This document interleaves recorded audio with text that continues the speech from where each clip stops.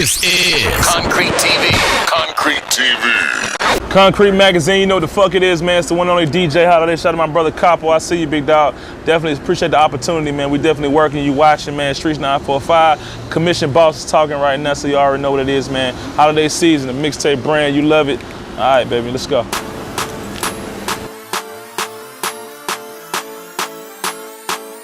I got my start as a DJing in college, man. You know, maybe like 05. You know, I was throwing my own parties in college and, you know, just throwing it for the local guys. Of course, all the sororities and fraternities and whatnot. And then it kind of just blossomed to a situation where I wanted to do my own parties, DJ my own parties, host my own parties, and then kind of blew up from there. I think I left college around about 05, 06, and then I moved back to Atlanta, lived with my mom for a couple of months, and then, you know, just grinded it out, started my own promotion company, which was Plush Blue Entertainment, and then we threw our own parties and kind of just built from there. The success of it got bigger and bigger and bigger. And that's, you know, just being in high demand, that's when all the artists came, and, you know, that's when the Gucci came and those type of guys like that, and then we just worked it out where, you know, just dominating that lane as far as being that guy in the city that does the biggest parties. Some of the other DJs that influenced me were like DJ Clue, of course, mixtape-wise, Flex, of course, just his domination of doing so many different things. Of course, DJ Drama, salute to him for, you know, basically taking the mixtape brand to another level and inspiring me to want to do better and work with new artists and blow them up to, you know, be bigger and whatnot, and laying that blueprint. Of course, a Grandmaster Flash and people like that. So they're just pretty much those type of guys, man, kind of, you know, pushed me to that limit where I wanted to be somebody that was imprinted in the culture of DJing and whatnot, and being that next guy. I think when I first got a check for Bricks and the record Bricks for Gucci, man, Yo Gotti and Young Ralph. When I kind of seen that coming and then just getting consistent money doing parties every week, it was just, you know, something that I was like, yo, I can pay my bills with this, and, you know what I'm saying, like, you know, like I said, the mixtapes became a high demand, and, you know, I was getting, you know, something. I think, you know, what was funny about it, me and my guys, we used to sit back and talk about, like, damn, what if somebody gave us $1,000 to do something, and now $1,000 ain't even close enough to what it should be. So, you know, that's an exciting feeling, man, you know, just to dream about something and it comes to. So yeah, I mean, that's when I kind of knew it. Just know that the mixtape brand getting bigger than life, and, you know, kids and people like that coming up to me telling me what they wanted me to do. I got my start in radio. My homeboy Sticks Malone, one of my business partners, he sat back and watched me up for a long time doing you know, clubs and stuff like that in Atlanta, and then he brought me up as an intern at Hot 107.9. Pretty much ran around, got coffee, you know, sat back, fly on the wall type of thing. Watch DJ Drama and those type of guys when they first got their radio show over there, and you know, I just, you know, I sat back and watched what not to do, what to do, and, you know, how to critique certain things and how to, you know, put myself in a better position to, you know, break records and stuff like that, like a Flex does. And then it kind of just blossomed to a situation where I knew a guy named Stephen Hegwood, who's my boss now at Streets 945, and then I just sat back and, you know, he always told me to just work hard, be consistent, and he would give me an opportunity of a lifetime. And what he did was, right before I think we was about to, you know, take a job in New York as on satellite radio, he asked me that I want to do 6 to 10 in my own city. So I just thought it was big. I thought it was like, yo, how could you pass up on that? You know, being able for your mom and your grandfather and, you know, people, everybody in my city, all my peers, to listen to me every day on the radio. So I had to take it. It was a lifetime, you know, achievement to me personally. You know, me and Waka always constantly, no matter how busy I am or he is, we always thinking about new ideas to keep the movement going and whatnot like that. And he hit me and told me he had a dope ass track. You know, I told him I was looking for something to drop, you know, right before, you know, summertime or right at the end of summertime, to basically just get my movement going for the records I'm about to start dropping.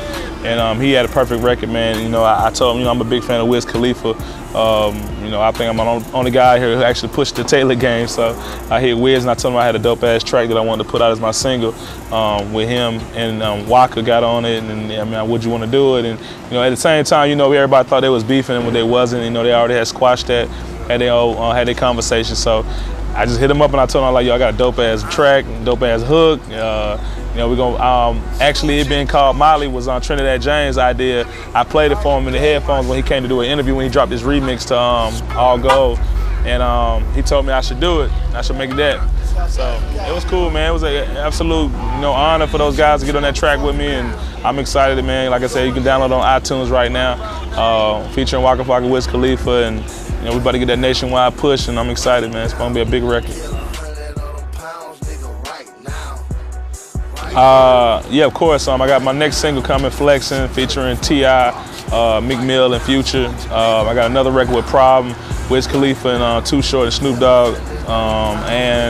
And I got another record with Rich Homie Quan, 2 Chainz, and August Alsina. Man, I got hits, man. So, y'all can expect, if you fans of the mixtape brand and and pretty much everything else the commission does, you'll be ready for these records. It'll be big records. Well, of course, I'm dropping singles, and I'm very excited, like I told you. But right now, we just enjoying the independent grind of putting out, big ass songs and shooting dope visuals for them, and just building my brand nationwide, bigger than the mixtapes, bigger than the radio, bigger than club appearances and stuff like that. So I'm excited, man. Of course, possibly an album could come, but I'm not gonna do that until I'm ready. But I'm gonna drop dope ass singles, like I said, hit after hit, and just keep building the brand, keep building the anticipation. So when I know it's at that point where everybody wants an album, I'm gonna give them one. I DJed the BET HipHop Awards for the 3rd time this year. It was excellent, man. I had a great time. Shout out to Stephen Hill, Deborah Lee, and everybody over there for reaching out to me and respecting the brand, and knowing when you come to the city, you got to rock with somebody like myself to represent the DJs in this city. So I'm excited, man. I had a great time doing it. Shout out to everybody who performed, and I think I did my job showing everybody love and being consistent, man. Just it's good to be held up in that light, to be a DJ and representing for the city, man. And such a big stage, BET HipHop Awards, it's a dope feeling. I'm currently working, like I said, on my singles and pushing those out. Shout out to Rich Homie Quan and everybody else. We're doing some compilation type of thing for the city, and then also shout out to Runway Richie, a kid from the East Side that I deal with. His mixtape's out right now on thatpip.com and live mixtape. So it's a great show. It's a great situation, and I'm excited, man. Don't ever take no for an answer. Work hard, be different, do your own thing, have a good team around you of people that they believe in what you want to do as far as the DJ and the brand, and then also just enjoy what you're doing, man. Don't ever do it for the money and the women and all that shit.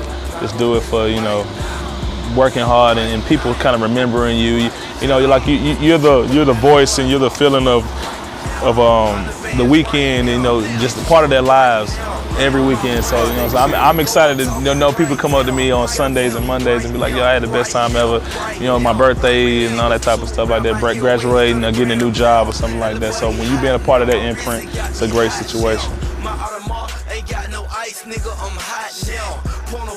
If I could go back to the beginning of my career, would I tell myself, I don't know, man. That's a good question. I wouldn't change anything, because I wouldn't be here in the position I'm at now. You guys actually interviewing me and shit like that. So I'm excited, man, for the future. But if I could go back and tell myself anything, I wouldn't change nothing, man. I'm straight. A couple bitches I probably wouldn't fuck with, something like that. But other than that, I'm fine.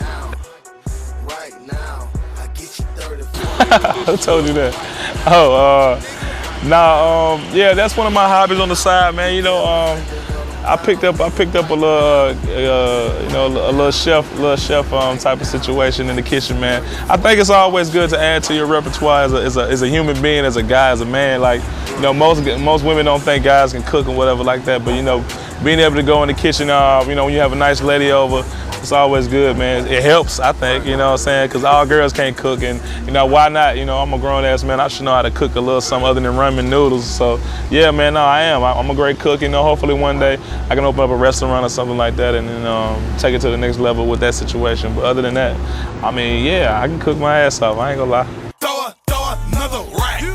If a booty